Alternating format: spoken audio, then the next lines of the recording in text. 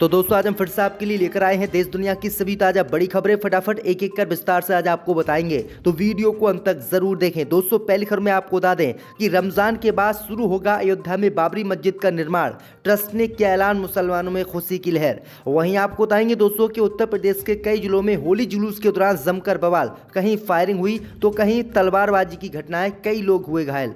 वहीं आपको बताएंगे दोस्तों कि सीएम अशोक गहलोत के क्षेत्र से हुंकार भरेंगे ओवैसी, कांग्रेसियों ने कहा कि राजस्थान में ओवैसी को नहीं कुछ मिलने वाला। वहीं आपको बताएंगे दोस्तों कि फारूक अब्दुल्ला ने किया कपिल सिब्बल के नए मंच का समर्थन, कहा इंसाफ के सिपाही का पूरी पार्टी करती है समर्थन। वहीं आपको बताएंगे दोस्तों कि भाजपा ने राहुल गांधी पर देश को बदनाम करने का लगाया आरोप, कांग्रेस बोली झूठ फैला रही है सत्तारूढ़ पार्टी। वहीं आपको बताएंगे दोस्तों कि तमिलनाडु में चुनाव से पहले बीजेपी को बड़ा झटका, आईटी विंग के 13 पदाधिकारियों ने छोड़ी पार्टी, डीएमके में हुए शामिल। तो दोस्तों सभी खबरों को आपको एक एक कर बताने वाले हैं, वीडियो को लाइक कर चैनल को सब्सक्राइब कर दें। इसी बीच पर तो दोस्तों अगली खबर की ओर, तो रमजान के बाद शुरू होगा अयोध्या में बाबरी मस्जिद का निर्माण, ट्रस्ट ने किया ऐलान।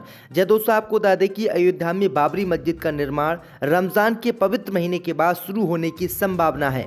अयोध्या विकास प्राधिकरण ने हाल ही में हुई बोर्ड बैठक में धन्नीपुरा गांव में मस्जिद परिसर के लेट आउट को मंजूरी दे दी थी। दरअसल आपको बता दें कि 2 साल लंबे इंतजार के बाद मस्जिद बनाने की उत्तर प्रदेश की योगी सरकार ने मंजूरी दी थी, क्योंकि बाबरी मस्जिद और राम मंदिर फैसले के बाद सुप्रीम कोर्ट ने 5 एकड़ जमीन अयोध्या में ही बाबरी मस्जिद बनाने के लिए मुस्लिम समुदाय को दी थी। लेकिन मुस्लिम समुदाय लगातार मस्जिद बनाने की मांग कर रहा था, लेकिन योगी सरकार उसका नक्शा पास नहीं कर रही थी, जिसके कारण आज तक इस मस्जिद का निर्माण नहीं हो सका। लेकिन आपको बता दें कि राम मंदिर जहां बनकर तैयार हो गया, उसके बाद उत्तर प्रदेश की योगी सरकार ने पिछले हफ्ते ही अयोध्या में बाबरी मस्जिद बनाने की इजाजत दी और नक्शा भी पास कर दिया। वहीं आपको बता दें कि अब इंडो इस्लामिक कल्चर जो इस मस्जिद को बनाएगा ट्रस्ट, उस ट्रस्ट ने ऐलान किया है कि रमजान के बाद अयोध्या में बाबरी मस्जिद का निर्माण शुरू होगा। तो ये बड़ी अपडेट आई दोस्तों कि मुसलमानों के लिए अच्छी खबर है। इसी बीच पर तो दोस्तों अगली खबर की ओर, तो उत्तर प्रदेश के कई जिलों में होली जुलूस के दौरान जमकर बवाल, कहीं फायरिंग तो कहीं तलवारबाजी की घटना। जब दोस्तों आपको बता दें कि उत्तर प्रदेश में आज होली का त्यौहार धूमधाम से मनाया जा रहा है। वहीं यूपी की राजधानी लखनऊ समेत प्रदेश के कई जिलों से मारपीट की खबरें सामने आ रही हैं। लखनऊ, बलिया, अलीगढ़, बदायूं, मैनपुरी, कौशाम्बी, लखीमपुर खीरी, एटा से जमकर मारपीट की खबरें सामने आई हैं। बलिया में डीजे बजाने को लेकर 2 पक्षों में जमकर मारपीट हुई है। घटना की सूचना पर पहुंची पुलिस ने मौके से कई लोगों को हिरासत में लिया है। विवाद बढ़ता देख सीओ, एसएचओ मौके पर पहुंचकर पूछताछ कर रहे हैं।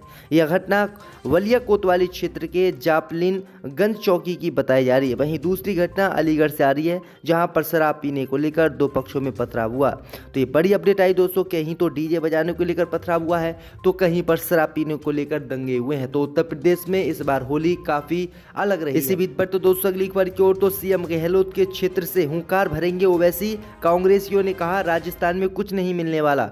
जब दोस्तों आपको बता दें कि राजस्थान में विधानसभा चुनाव की तैयारियां जोर शोर से चल रही हैं। राजनीतिक पार्टियां अपने प्रचार प्रसार के लिए मैदान में उतर चुकी हैं। जीत और हार के दावों के साथ राजनेता अपने वोटरों को लेवाने के लिए क्षेत्र में पहुंच रहे हैं। इन सब के बीच चुनाव से पहले एआईएमएम के अध्यक्ष असदुद्दीन ओवैसी ने मुख्यमंत्री अशोक गहलोत के गृह जिले में जोधपुर के सरदारपुरा विधानसभा क्षेत्र में जनसंपर्क कर उनको ही घेरने की रणनीति बना ली है। असदुद्दीन ओवैसी सरदारपुरा विधानसभा क्षेत्र में पहुंचकर हुंकार भरेंगे। अब सवाल ये उठ रहा है कि वे किसका चुनावी गणित बिगाड़ेंगे। इसको लेकर कांग्रेस के खेमे में खलबली मची हुई है। दरअसल आपको बता दें कि 11 मार्च को असदुद्दीन ओवैसी मुस्लिम बहुल क्षेत्र अंबा स्टेडियम में पहुंचकर एक जनसभा को संबोधित करेंगे। ये क्षेत्र गहलोत का क्षेत्र माना जाता है। विधानसभा चुनाव से पहले इस क्षेत्र में पहुंचकर जनसंपर्क शुरू करने वाले असदुद्दीन ओवैसी पहले ही कह चुके हैं कि वह 40 विधानसभा सीटों पर राजस्थान में चुनाव लड़ेंगे। अगर 40 विधानसभा सीटों पर ओवैसी विधानसभा चुनाव लड़ते हैं तो भाजपा को सबसे बड़ा फायदा होकर कांग्रेस को बहुत बड़ा नुकसान होगा। इसी बीच पर तो दोस्तों अगली खबर की ओर, तो फारूक अब्दुल्ला ने किया कपिल सिब्बल के नए मंच इंसाफ के सिपाही का समर्थन। जब दोस्तों आपको बता दें कि नेशनल कॉन्फ्रेंस के अध्यक्ष फारूक अब्दुल्ला ने बुधवार को राज्यसभा सांसद कपिल सिब्बल के नए मंच इंसाफ के सिपाही का स्वागत किया। फारूक अब्दुल्ला ने कहा कि सिब्बल साहब एक अनुभवी नेता और अनुभवी वकील हैं। उन्होंने विपक्ष की अहम आवाज माना जाता है और विपक्षी पार्टियों और नेताओं को एक साथ लाने की उनकी बात का स्वागत किया जाना चाहिए।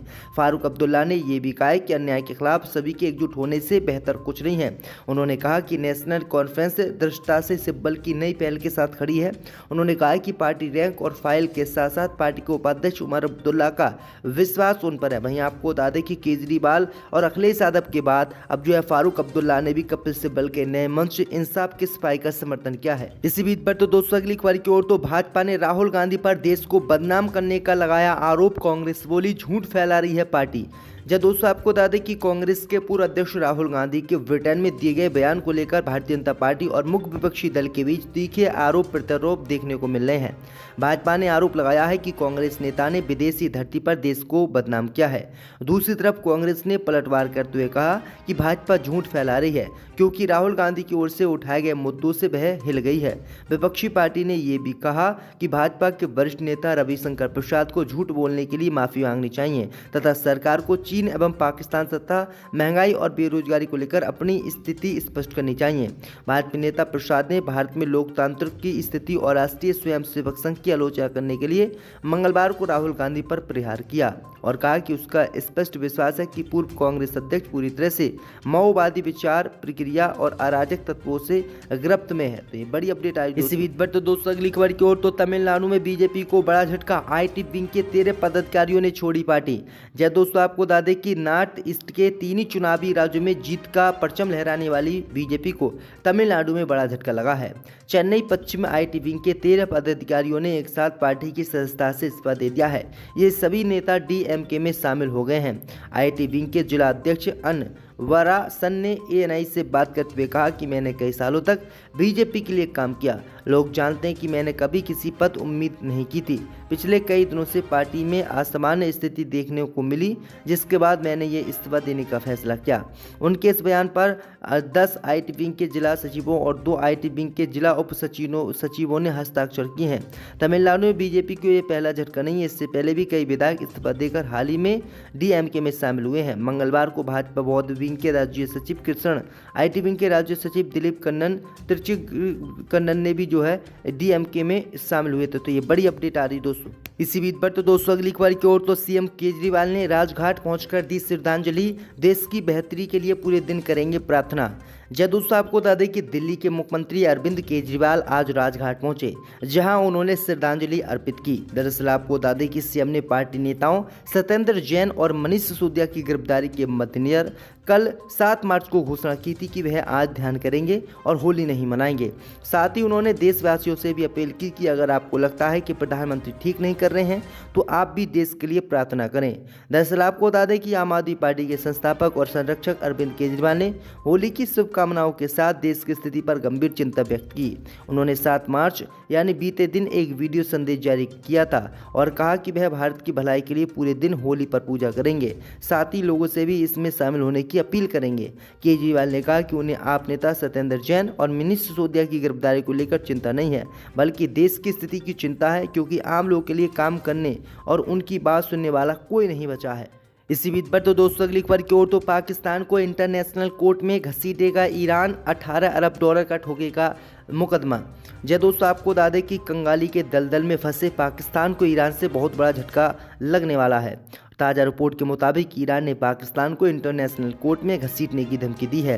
पाकिस्तानी अखबार ट्रिब्यूनल एक्सप्रेस की रिपोर्ट के मुताबिक ईरान ने कहा है कि वो पाकिस्तान के खिलाफ इंटरनेशनल कोर्ट में मुकदमा दायर करेगा। अगर ईरान ऐसा करता है तो फिर पहले ही आर्थिक संकट में फंसे पाकिस्तान की स्थिति और भी ज़्यादा खराब हो जाएगी क्योंकि उसकी स्थिति अरबों डॉलर का जुर्माना भरने की नहीं है। ट्रिब्यूनल ने अपनी रिपोर्ट में कहा कि ईरान पाकिस्तान गैस पाइपलाइन परियोजना को लेकर ईरान नाराज है और उसने धमकी दी है कि वो पाकिस्तान के खिलाफ इंटरनेशनल कोर्ट में मुकदमा करेगा। तो ये बड़ी अपडेट आई दोस्तों। ईरान की धमकी के बाद पाकिस्तान के प्रधानमंत्री शहबाज शरीफ भी डर गए हैं और उन्होंने कहा है कि दोनों देशों के बीच कानूनी लड़ाई से बचने के लिए राजनयिक चैनलों का उपयोग करने का इरादा रखना चाहिए। इसी बीच पर तो दोस्तों अगली खबर की ओर तो सीएम योगी ने गोरखनाथ मंदिर में खेली होली, प्रदेशवासियों को दी शुभकामनाएं।